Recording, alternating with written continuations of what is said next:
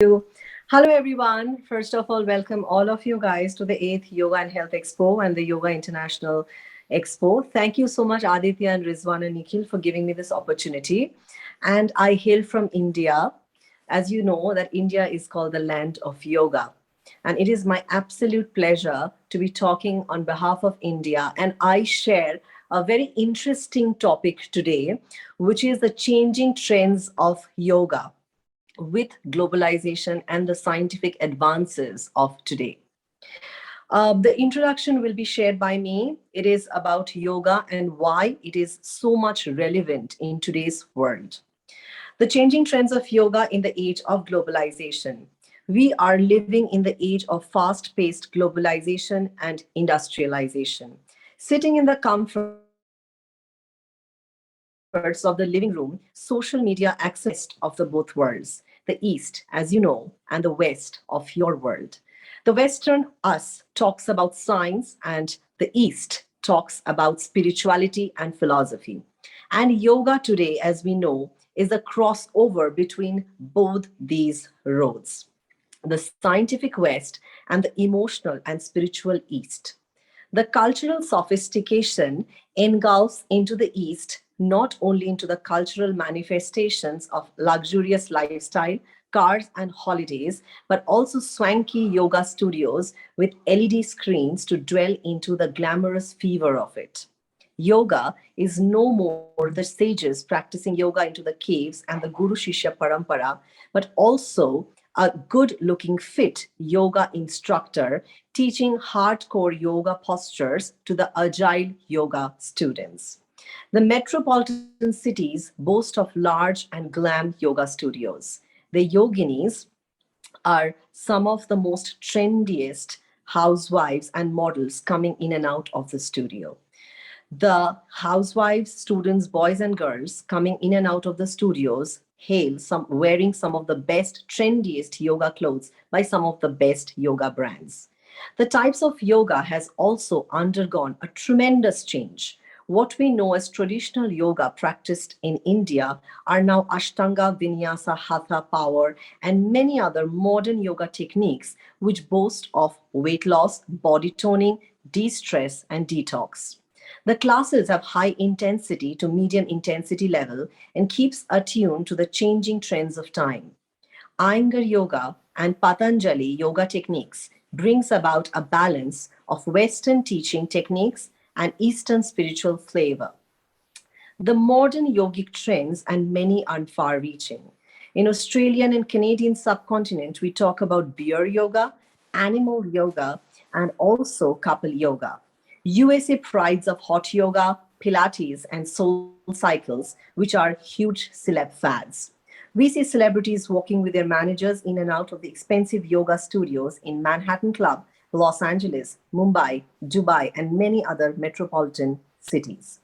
And sometimes we see these celebs walking their simplest self in the unknown roads of Rishikesh and Haridwar, learning spirituality, yoga, and Ayurveda in India. So both the worlds come and visit and revisit each other to create a harmonious whole of the yoga world. Though we say trends are changing, but somewhere we all share the same blue sky where we live under. So, ladies and gentlemen, we are going to start talking about yoga, science, philosophy, and spirituality. As we see in the dark world of COVID, where all of us used to visit some of the best fitness and the yoga studios, we used to practice some of the best yoga classes in the most traditional format. The yoga world underwent a humongous change when we were all indoors for about 2 years of our lives. All we could do was to access the social media, to Instagram, to Zoom, to Facebook, to see some of the yoginis and yoga trainers talking about yoga and what are these yoga postures that is going to treat some of the most important diseases and problems that we were facing in our day-to-day lives. Number one was the COVID-19. Well, my study as a personal yoga trainer has always been into science and philosophy. But what made a difference is the day I entered the Harvard Medical School and they taught me body anatomy And after I came back to India, when I learned from Morarji Desai Institute, they taught me how to balance yoga and one hand with science and the other keeping the trend with philosophy and spirituality.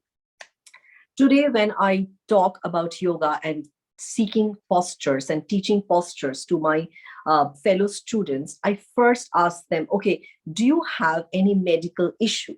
Okay, when they tell me I have scoliosis, thrombosis, arthritis, neurosis, somebody has a lot of back pain, spinal injury, knee injury, the first thing I talk about, okay, do you have an X-ray report with you? Do you have a lipid profile test of yours? So an X-ray gives me an understanding of the body balance of the person. If the person is having a spinal injury, spine is always called the cerebrum of the body. As our mind, our spine is connected to the brain. So we know that the person who is undergoing a spinal injury is having definitely problems of balancing emotions. So we do certain postures, maneuvering the spine. We do extension and compression of the spine.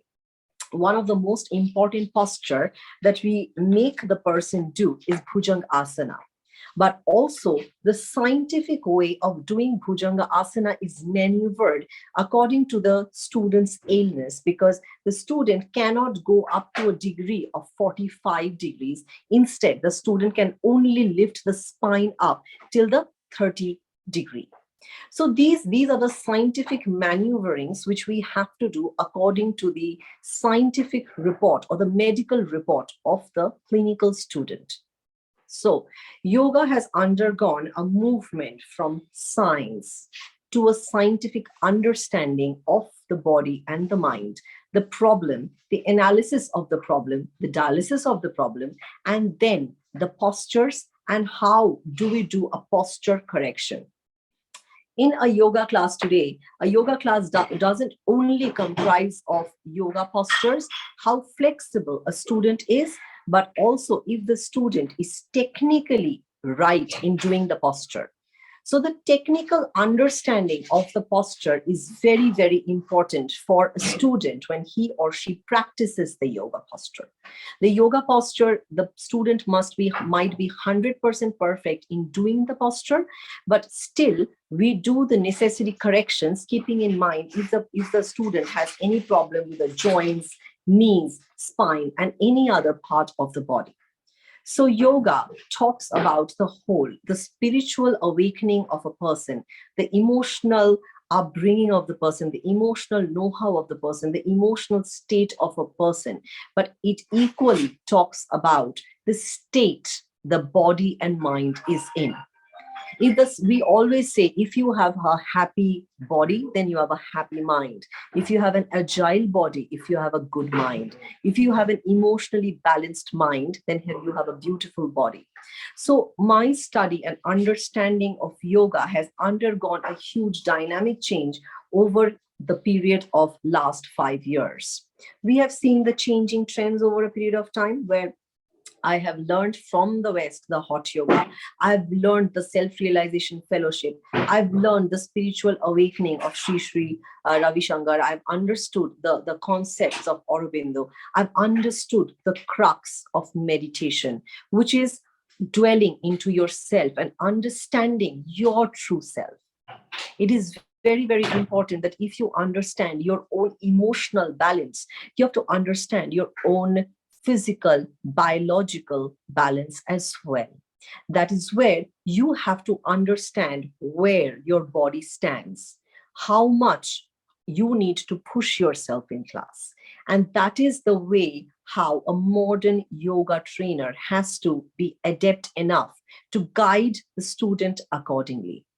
So when we are looking at an online class or an online seminar, an online correctional clinic, the teacher has to be technically attuned to understand the other person's body, even if you cannot touch the body, you can't do the physical corrections. That is where the technical understanding of yoga stands. In India, we say yoga comes from Rig Veda. There are mentions of yoga in all the Vedas and Upanishads, where you say yoga is time, Yoga is understanding of Kriya, karma. It is said yoga is what is happening now, today. Yoga is your being, yoga is your chitta, yoga is your understanding of your own self. Now, your own self formulates not only your spirit, it also formulates your emotional being and also your body, which you can touch yourself. If you are in a position of physical imbalance, then of course your mind will not be in a state of peace. I have seen when in corporate seminars I've gone and trained so many corporates. Some of them have been very, very energetic in class, but a lot of them have come out with me to talk to me about an emotional de-stress. A lot of it comes from a spinal imbalance. They have an L4, L5 gap. They have a slip disc. Certain things which actually gives them a physical discomfort due to their long hours of work. So there is something called chair yoga. There is something called corporate yoga, where we do many postures, a set of 10 to 12 postures only designated for the corporates while they are having long hours of work. So the yoga world talks about many other different things, which are, I won't say they are minute, very sensitive. We don't look into them into our day-to-day lives, but when bringing together, they bring about a momentous change in our day-to-day lives. If you don't look into these problems today, tomorrow it might become bigger. So, to all of you guys who are listening to me today, who will be watching me in the future, please understand your body, your mind, your understanding of the self. Please understand that you do not, yes, spirituality is a very important part of it, but you do not have to be a spiritual person most of the time or all the time to be able to practice yoga. Yoga is for you. Yoga is for your knowledge. Yoga is for your body, mind, understanding of your own self.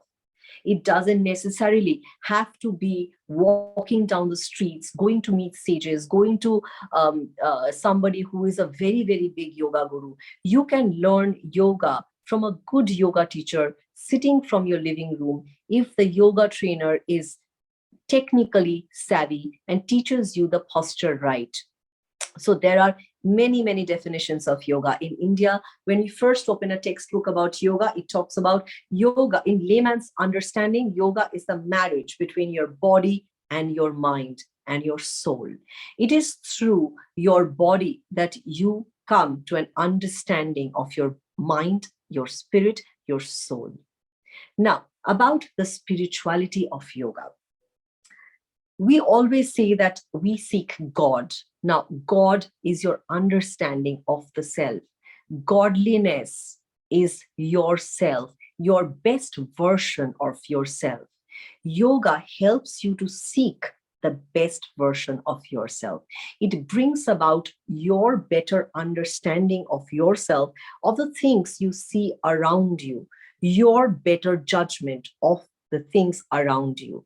You become a wiser as a person, better as a human being.